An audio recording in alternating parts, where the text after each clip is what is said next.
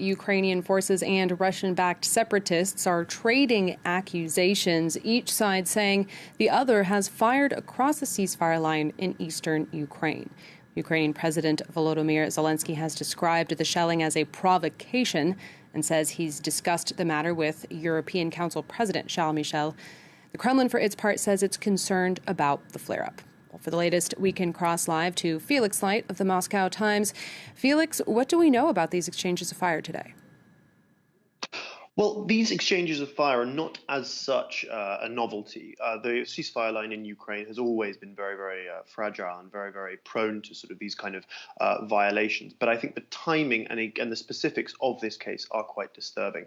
The specific position that we've seen shelled today is Stanция Lukhanska, which is one of the only crossing points between these sort of separatist-occupied parts of eastern Ukraine and government-held territory. Moreover, the timing sort of coincides with the broader worry that despite Russia's more conciliatory noises in the last couple of days, Russian military equipment and soldiers are not being withdrawn from the border. So there is a sense that these pro-Russian separatist forces in the Donbass, who are very, very, very integrated into Russian military command structures, are being sort of are allowing themselves to sort of adopt a hostile posture to Ukraine that really throws off some of the diplomatic cooling that we've seen in the last few days. But I think we will have to sort of observe what happens on this disputed frontier with quite some attention in the next few days.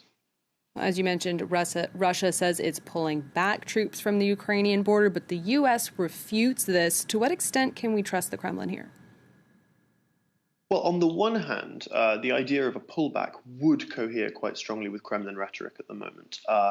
After a sort of very fraught weekend when we saw sort of widespread fears of some kind of war, very bleak noises coming out of the Kremlin in terms of the evacuation of its embassy in Kiev, more recently we've seen a much more conciliatory tone coming out of the Kremlin. We've seen Vladimir Putin at his joint press conference on Tuesday with the German leader Olaf Scholz commit to diplomacy and say that Russia does not want a war.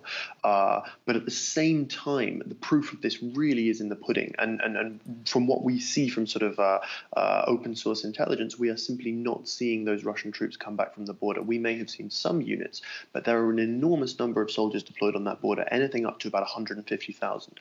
So any sort of any withdrawal would, I think, need to be meaningful for sort of this crisis to run out of steam. And right now, we're simply not seeing that.